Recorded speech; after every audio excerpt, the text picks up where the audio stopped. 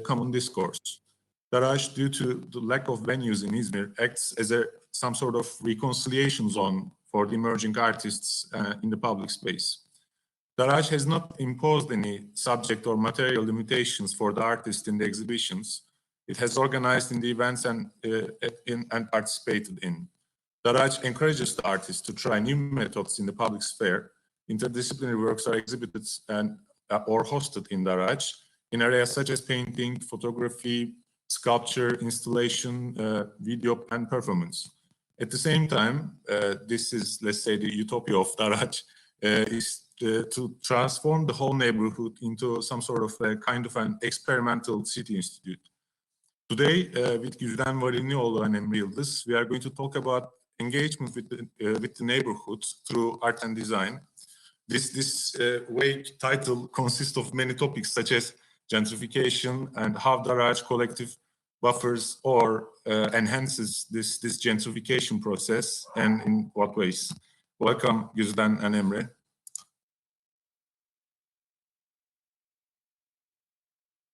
Hello, welcome. Hello, Alican. Hello, Emre.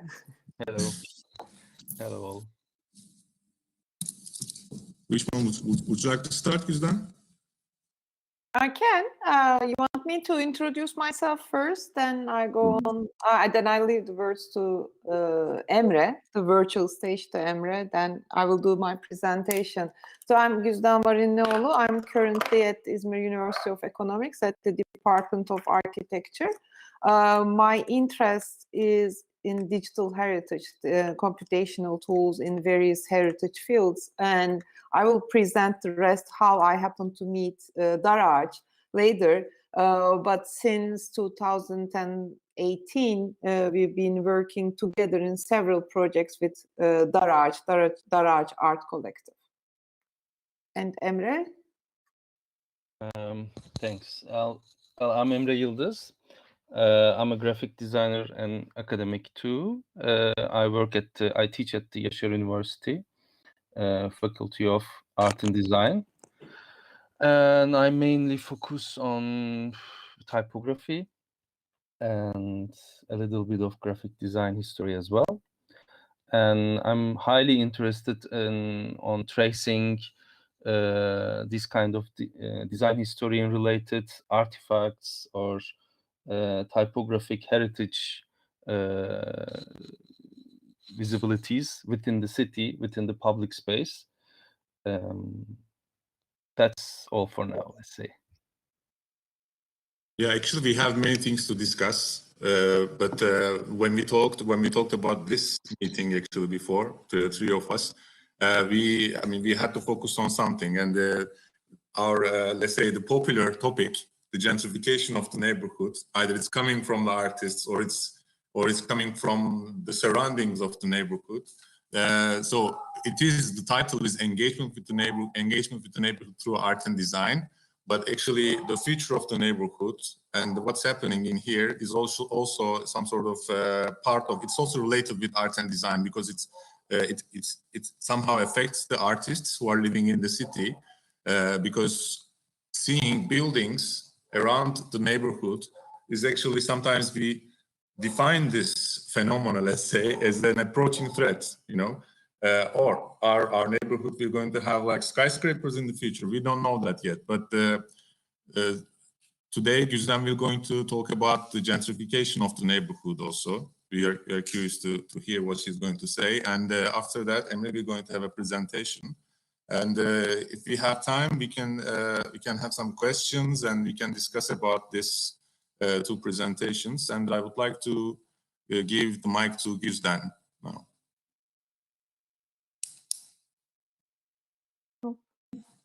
Thanks, Alican.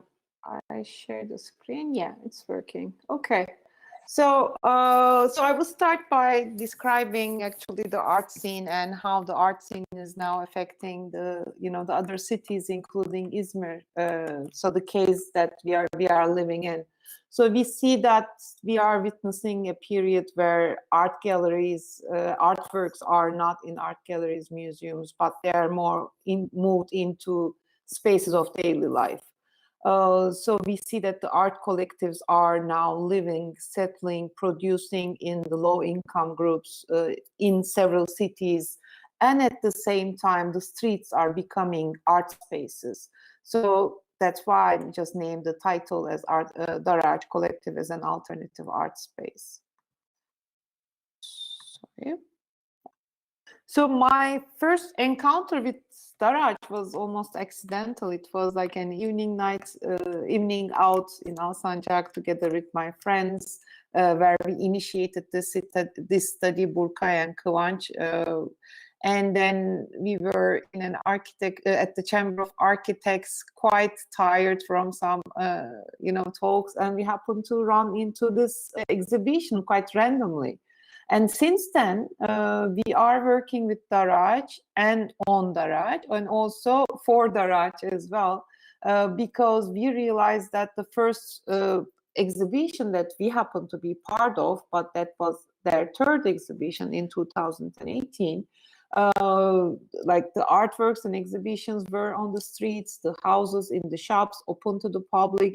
All the neighborhood was turned into a huge art gallery where the neighbors and neighborhood is turned an artwork. They were actually part of the art production over there.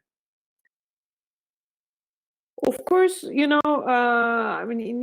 I refer to Hall Foster, where he refers actually like quite now it's a bit like old because we are turning into another era where we are having like this digital, inevident, digital revolution. But here we know that in the history, we happen to see the artworks happening and using the architectural space, whereas the architects are building some more art-like or visual art-like buildings.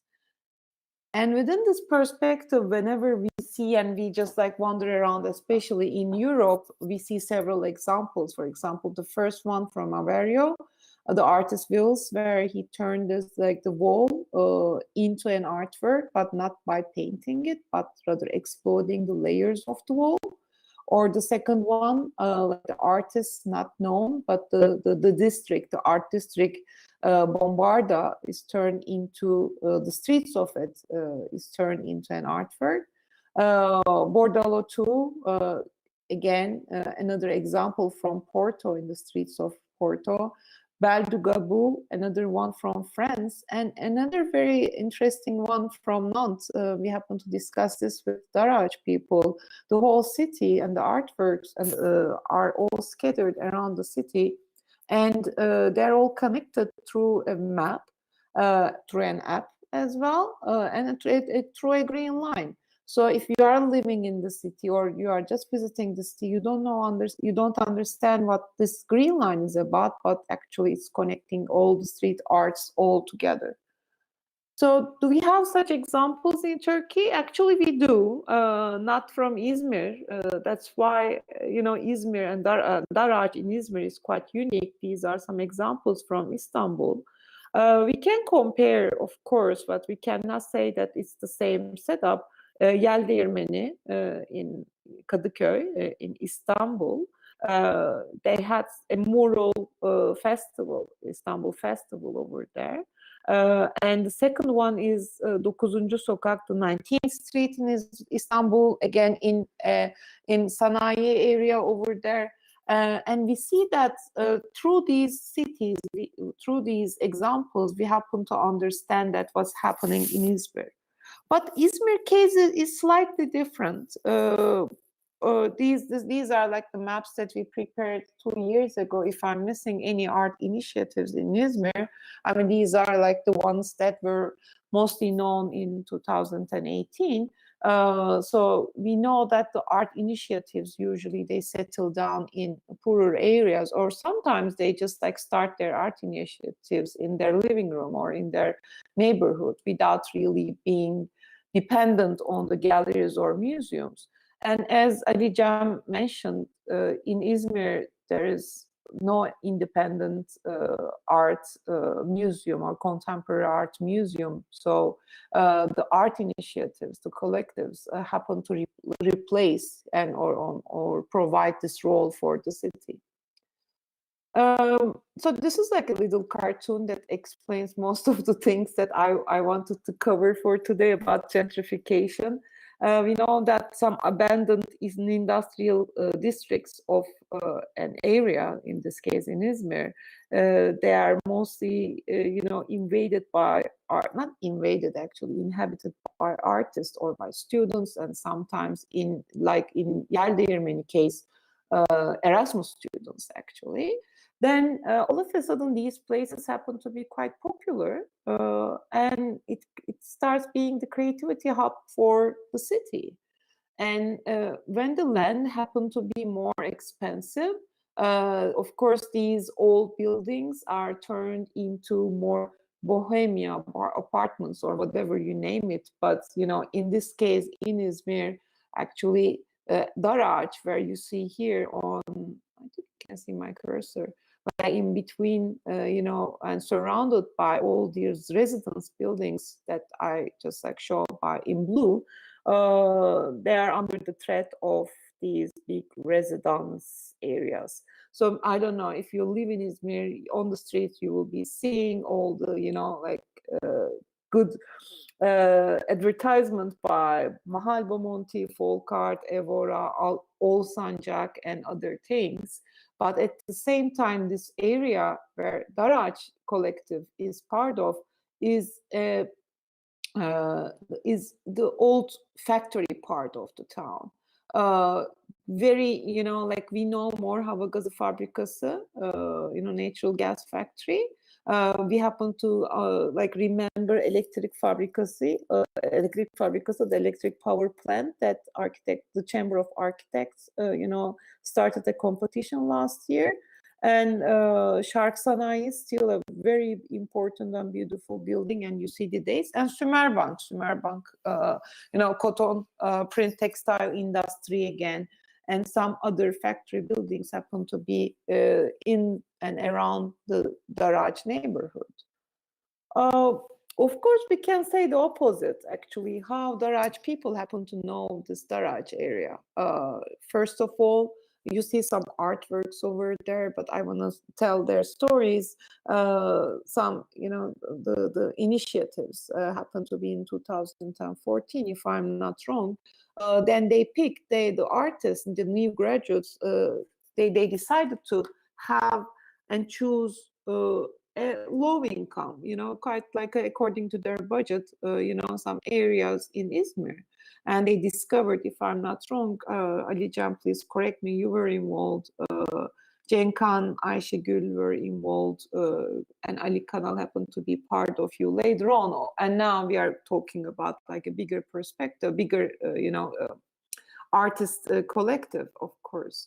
And they started renting out these apartments. The reason was budget at first, but also it's not possible to, to realize how impressive the streets are, because that's an area where the artisans live, means car mechanics, some, I don't know, some car painters, some other motorcycle repair shops, a lot of things that we call in Turkish sanayi area. So that's where the artists and artisans can produce together. And the first one actually was ours. We were part of it. We just created an AR work, but you see that the limit of their artworks is, or we can say that they have no limit in terms of using the space. The second one is actually the third one. The one is an interior, so it's another performance work. That's from, if I'm not wrong, 2018. Then the famous İkram by Ali Kanal from 2017, that you see that the car in the street. And Güneş is using, Güneş Topalöz, and the artwork's name is Güneş, is using the facade of a building. Or very popular from 2019, a Volta exhibition. They started transforming the walls of Darağaç. And after that, we witnessed that Darağaç happened to be more visible, because except from that semi-permanent exhibitions that happened some years ago, after these graffitis from all the listed names, they started, the facade of the streets happened to be quite different. Then, of course, I will just leave with I will leave these questions to Emre. Of course, is that's kind of a big dilemma or vicious circle that we are talking about, because the artists happen to, inhabit that area of the town, but all of a sudden they become more popular. The more they become popular, all of a sudden the rents and everything happen to be more expensive. Now Belediye, the municipality, and all other interested parties happen to be quite interested being part of Darağaç. And so, in short, of course, we will hear from Ali Cem, is that this creative hub is inevitably being a creative hub is inevitably becoming a tool for this urban renewal or gentrification in that area. Is it something that Darağaç people like? We don't know. We will discuss that. These are the questions to be discussed later. I mean, as architect, as an academician, also, we took our role in this urban renewal, actually, I can say. I'm teaching second year, and all the names that you see on the right-hand side, they are my colleagues, or they were in the last 3 years, of course, they were part of this Darağaç fund. The first exhibition was in 2019, and we just gave, I will explain a little bit later, we gave a land in Darağaç, and we told our students that they should design something, a corner and a habitation to artists in Darağaç. So before that, it was a fictive project, but at that year, we just they met with artists in Darağaç, and they just interacted with them, and they designed a house versus studio and artist in residence for two artists from Darağaç. And we exhibited in the area. It was quite a cold outdoor exhibition, but I think we survived well. And then we continued the same project the second year, 2020, and this year as well, 2021. But unfortunately, this virtual exhibition doesn't have a poster. But since 3 years, we've been working in this little corner site that I put in the left-hand side, upper hand side, and you see some examples from our students. However, again, as a studio instructor, I can say that the hardest part to tell to our students is that whatever we are building there needs to belong to Darağaç. So if we are giving our students, and such a distinct urban context, and then we happen to find quite nice, clear housing for Darağaç, then it was quite a contradictory thing for us. We mentioned over and over again that any ideas are welcome. By the way, these are the architectural qualities, very good, but are these really belonging to Darağaç? It's again open to discussion. Last but not the least is that part of the amberNetworkFestival. You know that through the hackathons and other talks, we will be seeing, we will be using Darağaç streets as a canvas with I think almost 20 applicants from all over the world. We will be working, and we will be virtually touring through this link in the streets of Darağaç.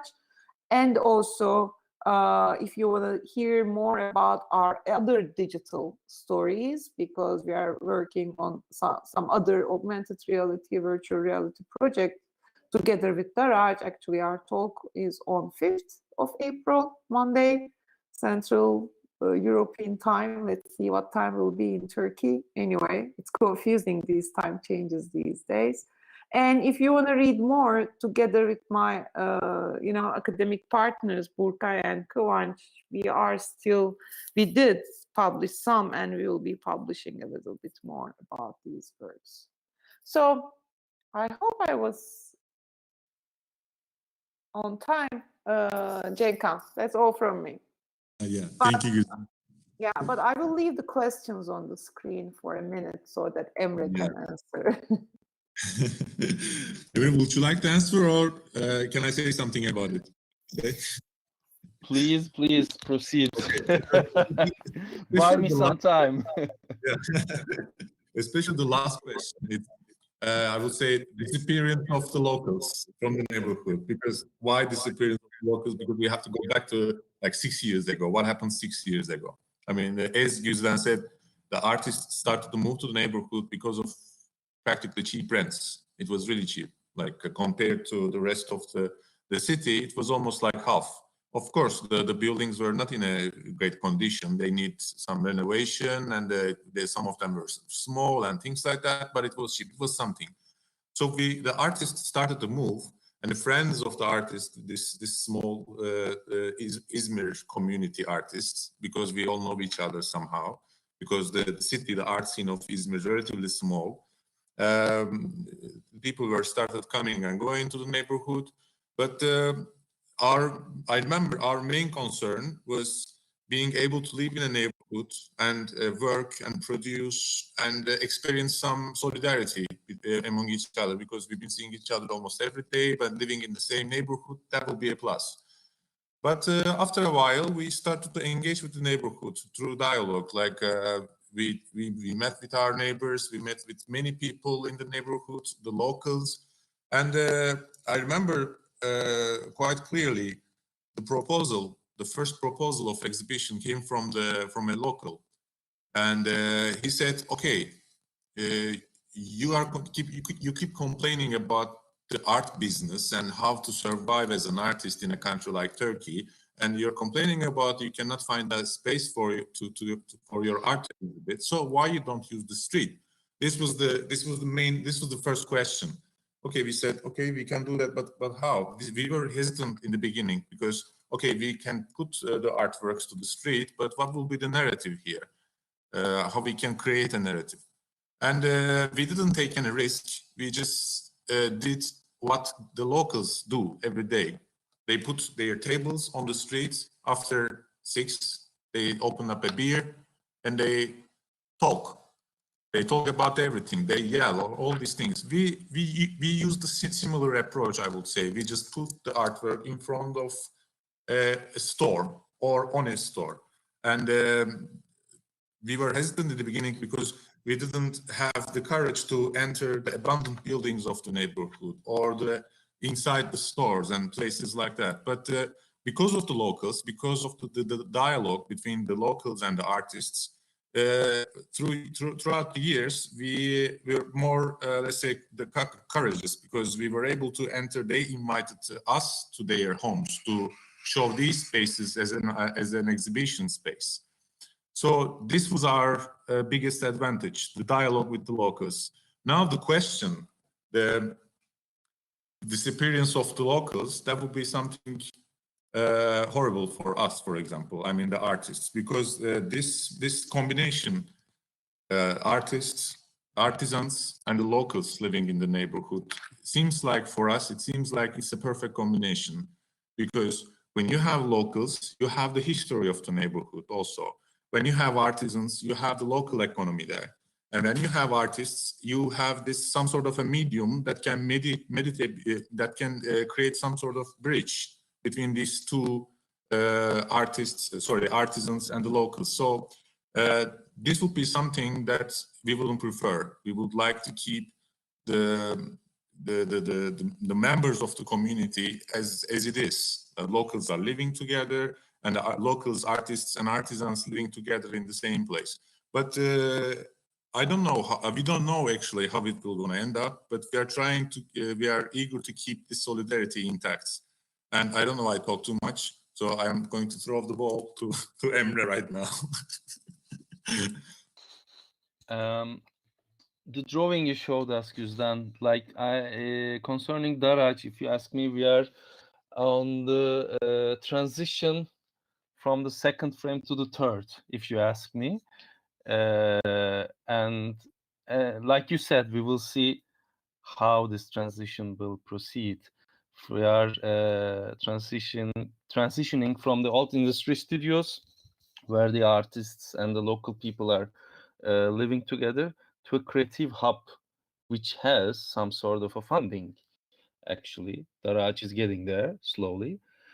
But, well, I'm asking the same questions to myself as well. Not every day, of course, but like when we think about Darağaç, when we talk about Darağaç, when we work and design and get in contact with our friends, like Ali Cem and many others, well, I think I ask the same questions too, and I think the question, the answer might be resting on the communication of the artists and the local people, and how people live there, how they produce the art, and how it can be transferred to the other sections of the city. Like if the artists are making their artworks somehow still connected with the locals and somehow still connected with the city too, then I believe the developers and the other actors, urban actors of the city, might much more be involved to the process. The involvement lies in the communication, I guess. Can you switch back to the questions? I was cheating from the third one.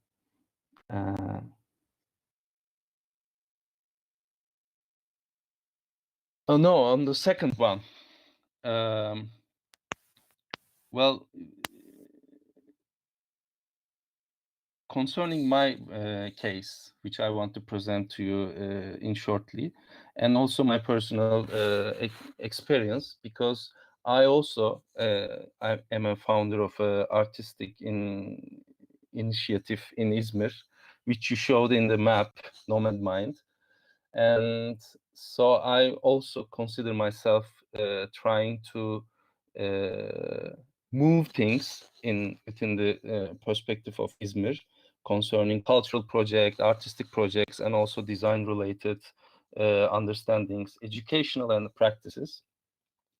And also I know Ali Cem quite a while, and I remember the first time he told me, oh, you know, there's this neighborhood, some of our friends are moved there, and we might rent a workshop there as well.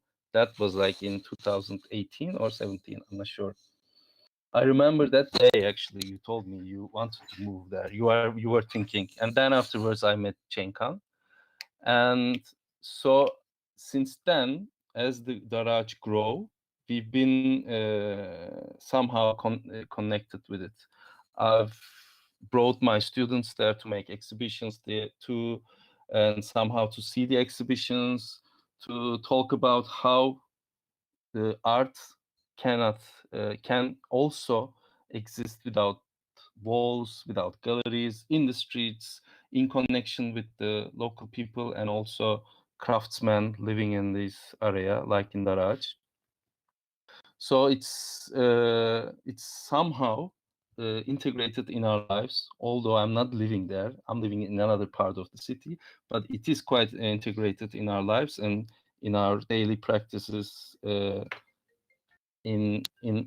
Sorry, there was a call. In professional life, in academic life, and also a graphic designer. So I will try to present. Okay. Let's see.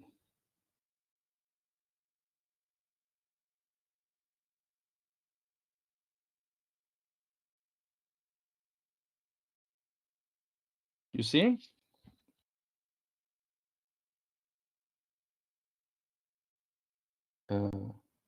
Is it there?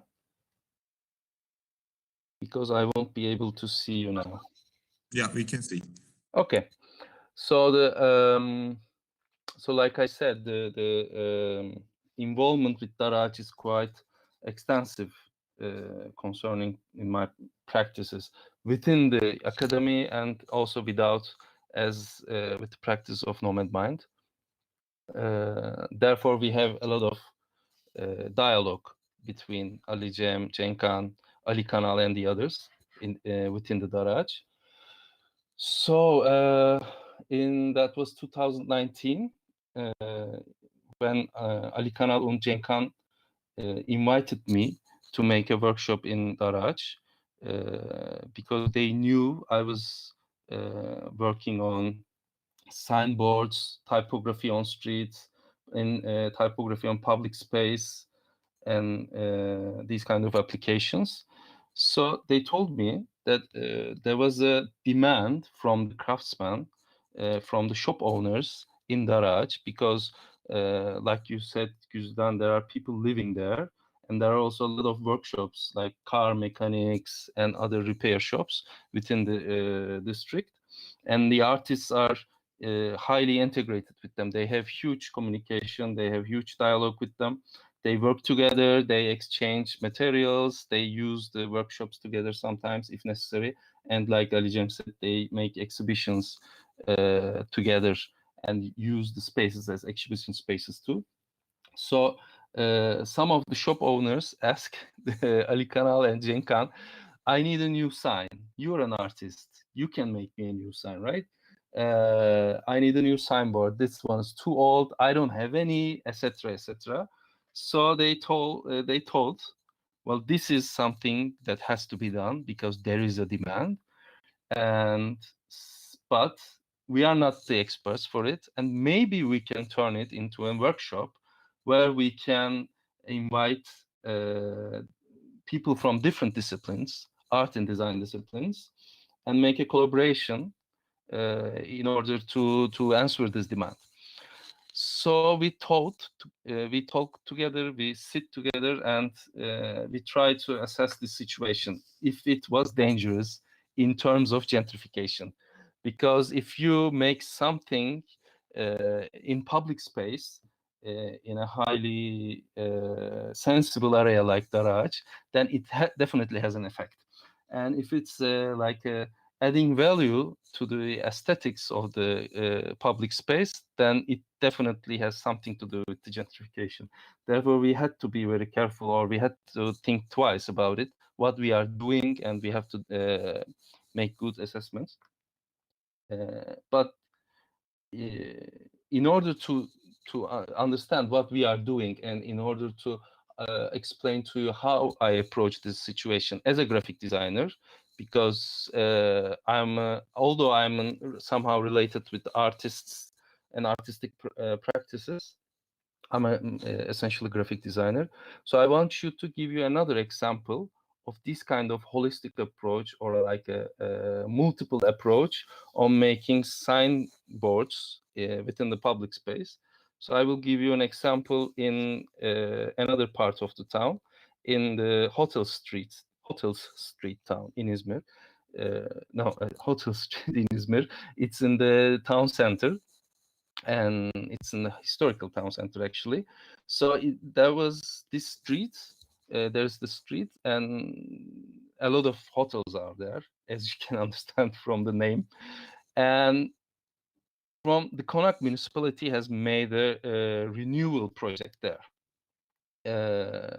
in 1999. So the project was not only signboards, of course, all the renewing of the facades, painting the buildings, and making the streets better, pedestrian walks, and etc. But within the project, they made also something extraordinary, which not every municipality is doing. They made new signboards for the hotels in order to achieve aesthetic base when you walk down the street. So they also make this with participatory decision-making process. So they invited the hotel owners and also the chamber of the hotels in Izmir to talk about which kind of design they need, what they need, and etc. Not only for the signboards, of course, for the whole process. But for me, it is important and it's exciting as well, because when I walk down the street, I see well-designed signboards for the hotels, but I see also different things which I wanted to share with you. So the whole street is, I can show you this one first maybe. The whole street is, all hotels have same signboards from the same painter, from the same sign painter, from the same design quality, which gives us a base, but which might be a little problem within the lack of variety, because in order to achieve a healthy competition in between the hotels, and in order to know the characteristics you are going to, if you are going to the hotel, in order to have a sense of orientation, there need to be different aspects in the design process. So all the signboards look well executed, good typography somehow, but they all look the same. So it's really difficult to differentiate the hotels from each other. Well, we are seeing a added high value right now. They are still there. These photos are up to date that I'm showing you right now, actually. The signboards are still there. But if we look at some of the facades, we see double boards. So there is one which is implemented, which is hanged by the municipality, still there. And we see another signboard, which is maybe left before the renewal project, or made afterwards again. So we see some duality there, which is somehow distorting the communication we are experiencing with the facade. And also we can question the possibility if we can enhance the dialogue between the municipality and the hotel owners during the design process. We are not sure if the designs were showed to them, if they wanted to have these kind of signboards or not, and if the sign painter were in contact with the hotel owners or not. So we don't know that too. So this is actually a well-made, well-executed project within the public space and done by the municipality, actually, which is also important, not a private advertisement or signboard maker, or not a personal demand. Well, it was done in order to enhance and the aesthetic hinterland of the public space of the street. So if we look at this project and if we look at the example, and when we think about all the aspects from the Darağaç, what was done and how can we frame that? So first of all, there was some signboards in the streets, and like I said, we were invited by the Darağaç Artist Initiative, and there was a demand from the shop owners as well. So they wanted to have new signboards, which was important. So this level of communication was always there. The dialogue was always there. So the demand was there. So we had constant dialogue with them. So what we want to have, like I said, with the interdisciplinary approach, so I invited 5 graphic designers, which were still students, some of mine, some of from the University Graphic Design Department, and we invited 5 artists from the fresh graduates from 9 Eylül Fine Arts, Faculty of Fine Arts, and we have 5 shop owners who wanted to have new signboards. So there was a dent repair, a car mech, a chemistry, meatballs, köfte maker, Fethi Baba, and also Fethi Market of Bakkal and Bakkal, Fethi Market of Darağaç. So why these graphic designers and artists? Why these collaborations? So from the graphic designers, I was hoping to have the tools for communication and basic understanding of advertisement, how a signboard should speak, and to the people who need to see the signboard. From the artists, with the additional support of the artists and the collaboration of the artists, I was hoping to achieve the technical production and material process. So their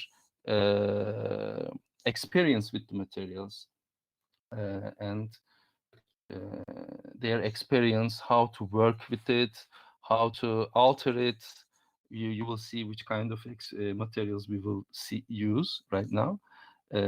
Was very crucial to the project, and with the 5 shop owners involved with them, as they were involved within the project and constant contact and dialogue, like I said, they could have get direct brief from the signboards and instant feedback during the whole production process. So as the start of the workshop days, I invited a senior signboard painter, and he gave us a lecture and some introduction about the application with the brushes for the signboards. It was very nice experience transfer from the young artists and designers, from the senior sign painters to the young artists and designers. They also have this understanding of how to make it everything with hand, because we wanted to have everything with hands and everything with crafts, nothing digital actually. Of course, the design process could have been done digitally, but the application process should have been done by hand. We don't want to go to a sign maker and give the design and ask them to make this for us, plus the budget. So because we were invited by Ali Kanal and Benkan Aksoy to Darağaç to make this project, we were also in Ali Kanal's workshop. So we were full-time, a week long, in the workshop, in the neighborhood. That gave us very important special experience, because we didn't leave the area. We didn't go to our workshops or somewhere else to make the signboards. We produced and executed everything within the neighborhood, which was also very important to create a belonging and also not have a distorted experience of design process. During this week, whole week long, we had in the middle of the week a presentation from the applicants, from the artists and designers who were making the signboards. There were 5 groups, of course, 1 designer, 1 artist, and each group made some sketches about how the signboard should look. And we invited academicians, designers, and practitioners, and also artists from the neighborhood, from the artist initiative, from the Darağaç initiative, and of course the shop owners. And so they made a presentation. They had some critique, and not only from the shop owners, of course, from the teachers and academics and practical graphic designers as well. So this was also very important to have, not to make and design everything on your own, to work within a shell. It was very fruitful for them. For the production, this is where the hands get dirty. We use any kind of material. They were completely free, but of course the material should resist the erosion of the weather, and it should be able to stand for a long time outdoors. So they used wood, but they protected it, and they tried to choose material according to their design and according to their shop owner. So, for instance, for the dent repair shop, they use this trunk hood, which was discarded as trash, as scrap material. And also for the car mechanic, they use this radiator as the carrier of the sign. There was a lot of recycling for material, what we can find within the shops or within the neighborhood. Also, some new material was bought as well. On the left side, you can see one of our artist friends. I think he was a sculptor working with a metal plate. The thing was, they also try to use the infrastructure which is already at hand. There was some boxes attached which were carrying the sign plates, so they just renew them. They didn't have to do everything from scratch. And during the sign painting process, the introductory lecture was very helpful for them. How they should use the brush and etc. So the graphic design students had some experience with typography, which font to use, and so on. And with the help of the artists, with the paint, how to mix paint with thinners, and how to execute it on the surface, which I'm not a expert as well. I do some brush paint job sometimes, but I'm not an expert too. So there was a very well experience transfer within the groups too. And at the installation days, so we get help from the shop owners again, of course. And I'm sorry. Yes. And also Cenk is visible throughout all this process. I think he installed two of the signboards he installed almost by himself. He helped us quite a lot. So we help from the artists, we help from the sign owners, we got help from the other groups which designed the signboards too. There was a huge installation day. And in the exhibition day of the annual Darağaç exhibition, what was the concept? Do you remember, Alican? I mean, it was in end of September, I guess. Yeah. It was the annual September exhibition. It was the last. It should be the last Friday of September. Yeah. So the signboards were hanged before that day. So we saw some photos here with the shop owners, and also a group photo from us. So there are still there actually the signboards, and they are still in use as far as I know. These photos are not so old as well.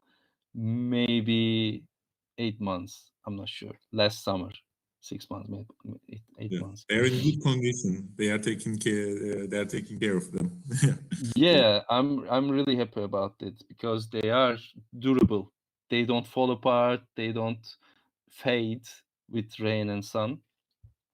On the right corner, our senior sign maker came after the exhibition as well to see if they were safe to leave it that way, if they are attached safely, if they were durable, if they will last, so on. So we had at the end a professional eye again to check all of the signboards. So so what have we done? So we, if you ask me, we try to keep this dialogue, which was already established between the shop owners, between the craftsmen and the artists. We try to keep that dialogue, and we try to expand it with the new graduate artists and also to be graphic designers, let's say graphic design students. We try to expand this dialogue in between to them as well. By doing it, I believe we somehow infected these newcomers with the love of Darağaç, if I may say, or the interest, let's say. So we infected them with the knowledge that Darağaç exists. This kind of existence is within the city in terms of artistic production, in terms of design-related productions. So as we invited these new artists and designers to this workshop, we created a bridge which will somehow infect these notions and expand the possibility of non-gentrification of Darağaç, I hope. So if we go back to these previous questions, I believe the answer lies in this kind of infections.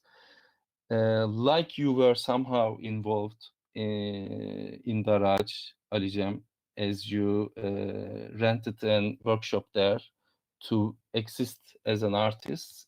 Somehow you get infected too, and you became part of this whole community. And if we just invite new artists, new designers, and new urban actors to the neighborhood, of course the neighborhood will change with them, but the neighborhood will change them too. And if we try to somehow bridge this communication, then it won't be just superficial, I hope. These kind of possibilities to create something together, to leave something behind, which is still in the neighborhood, which still rests there, creates a belonging and value. So within this value, it's possible to stay against this vicious cycle of gentrification, I hope, which I am not sure at all, but I hope. Plus these things we made, also this experience transformation of artists and designers is very important, if you ask me. All these craftsmen, living craftspeople, all these shop owners working and living in Darağaç are basically designers themselves, because arts and crafts and design somehow always in the same spectrum, if you ask me, because working with hands, trying to find solutions somehow works the same parts of the brain. So these kind of interdisciplinary possibilities is always a win, if you ask me. So what will be done?